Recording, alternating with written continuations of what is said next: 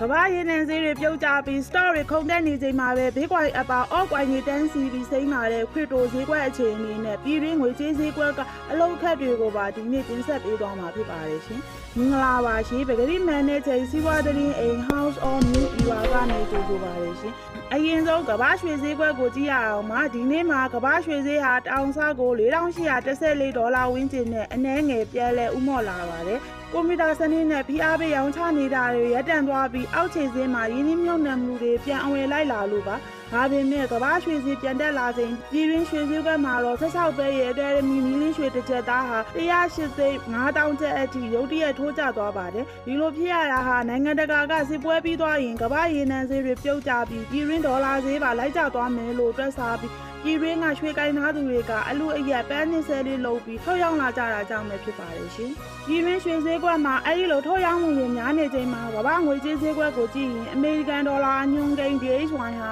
69.413အထိ3.35ရာခိုင်နှုန်းဇက်တိုက်ကျဆင်းသွားပါတယ်။ပထဝီနိုင်ငံရေးတင်းမာမှုပြေလျော့သွားတဲ့မျှော်လင့်ချက်တွေကြောင့်ဘေးကင်းတဲ့ဒေါ်လာကိုစုပ်ကိုင်ထားမဲ့အစားအခြားအမြတ်ရနိုင်တဲ့ stock share တွေစီကိုရန်ပုံငွေတွေအလုံးအရင်းနဲ့ရွှေ့ပြောင်းသွားကြလို့ပါပဲ။ကမ္ဘာမှာဒေါ်လာဈေးကျနေပေမဲ့ပြည်တွင်းနိုင်ငံခြားငွေကြေးဈေးကွက်မှာတော့လုံးဝကိုပြောင်းပြန်ဖြစ်နေပါတယ်။အမေရိကန်ဒေါ်လာဈေးဟာ$4,455ကျပ်အထိဆက်လက်ထိုးတက်သွားပါတယ်။အလားတူပဲနယ်စပ်ကုန်သွယ်ရေးမှာအဓိကသုံးတဲ့ထိုင်းဘတ်ငွေက136.35ကျပ်တရုတ်ယွမ်ငွေက648ကျပ်အထိအသီးသီးမြင့်တက်လာပါတယ်။ဒီလိုပြည်တွင်းမှာငွေကြေးသုံးမျိုးလုံးစံချိန်မြင့်တက်လာရတာဟာတကြံရုံးပိတ်ရက်ရှည်မတိုင်ခင်သွင်းကုန်လုပ်ငန်းရှင်တွေကကုန်စည်တွေအပြတ်ဖြည့်တင်းမှုနယ်စပ်ဖြတ်ကျော်ငွေကြေးတွေကိုအလို့အရက်ဝယ်ယူစုဆောင်းလာကြလို့ပြည်တွင်းမှာယာယီငွေကြေးပြက်လက်မှုဖြစ်ပေါ်သွားလို့ဖြစ်ပါတယ်ရှင်။ငွေကြေးဈေးကွက်ကနေကမ္ဘာရေနံဈေးကွက်စီကိုအာရုံပြောင်းကြည့်အောင်ပါရှင်။ရေနံဈေးတွေဟာကြီးမားတဲ့ထိုးကျမှုနဲ့ရင်ဆိုင်နေရပြီး WTI ရေနံစိမ်းဟာတက်စီကို98.91ဒေါ်လာ Brent ရေနံကတော့100.24ဒေါ်လာအထိအသီးသီးပြုတ်ကျသွားပါတယ်။သမ္မတထရန့်ကအီရန်ကနေအမေရိကန်အတွက်တွေကိုရုပ်သိမ်းမယ်လို့အရေးအမှုပြောဆိုလိုက်တာကြောင့်စစ်ပွဲကြောင့်မြင့်တက်နေတဲ့ဝါပရီမီယံဈေးနှုန်းတွေချက်ချင်းပြောက်ကွယ်သွားပါတယ်။ဒါအပြင်ဟော်မုန်းရေလက်ကြားပြန်ပွင့်သွားတာနဲ့ပိတ်မိနေတဲ့ရေနံတွေဈေးကွက်ထဲရုတ်တရက်ရှမ်းကြလာမယ့်အန္တရာယ်ကိုကြိုတင်တွက်ဆပြီးရေနံကုန်သည်တွေက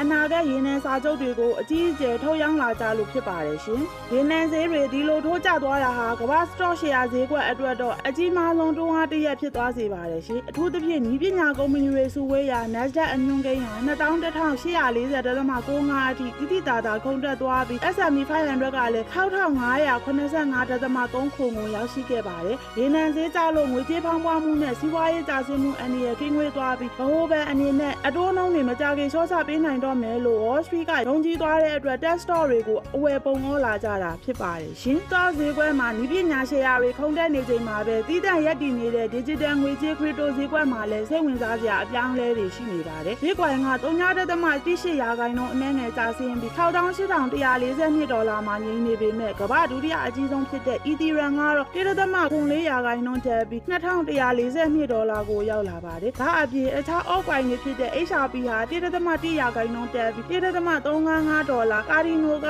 3.6ရာခိုင်နှုန်းနဲ့မီးကွိုင်ဖြစ်တဲ့ Dogecoin ကပါ3.8ရာခိုင်နှုန်းအထိလိုက်တက်လာပါတယ်။ဒီလိုဖြစ်ရတာဟာအရှိအလယ်ပိုင်းစီးရဲတင်းမာမှုရောကျသွားတဲ့မျှော်လင့်ချက်ကြောင့်ရင်းနှီးမြှုပ်နှံသူတွေရဲ့စွန့်စားလိုစိတ်ပြန်လည်အားကောင်းလာပြီး Crypto လောကရဲ့အမာခံ Safe Haven ဖြစ်တဲ့ Bitcoin ကနေအမြတ်ယူကရေတိုမှာပိုးပြီးအမြတ်ဆိုးရနိုင်ခြင်းများတဲ့ altcoin တွေစီကိုရန်ပုံငွေတွေအလုံးကြီးလှည့်ပြောင်းဝင်ရောက်လာကြလို့ပဲဖြစ်ပါတယ်ရှင်။ကျွမ်းကျင်သူများရဲ့အဆိုအရတော့ဒီနေ့ဈေးကွက်ဟာစစ်ပွဲလွန်ကာလအတွက်ကြိုတင်ပြင်ဆင်တဲ့အနေနဲ့ရေနံနဲ့ဒေါ်လာလိုမျိုး Safe Haven တွေကနေ Stock Share နဲ့ Crypto altcoin တွေစီကိုငွေကြေးစီးဆင်းမှုလမ်းကြောင်းပြောင်းလဲသွားတဲ့အချိုးအကွေ့တစ်ခုဖြစ်တယ်လို့ရှုမြင်သုံးသပ်ကြပါတယ်ရှင်။အခုလိုအချိန်နဲ့တပြေးညီထူးခြားတဲ့ဈေးကွက်သတင်းတွေကိုလက်လွတ်မခံရအောင် House on New Era ကို Like and Subscribe လုပ်ထားဖို့မမေ့ပါနဲ့ဦးရှင်။မနက်ဖြန်မနက်ခင်းမှာပြန်ဆုံပါမယ်။အားလုံးပဲအဆင်ပြေကြပါစေရှင်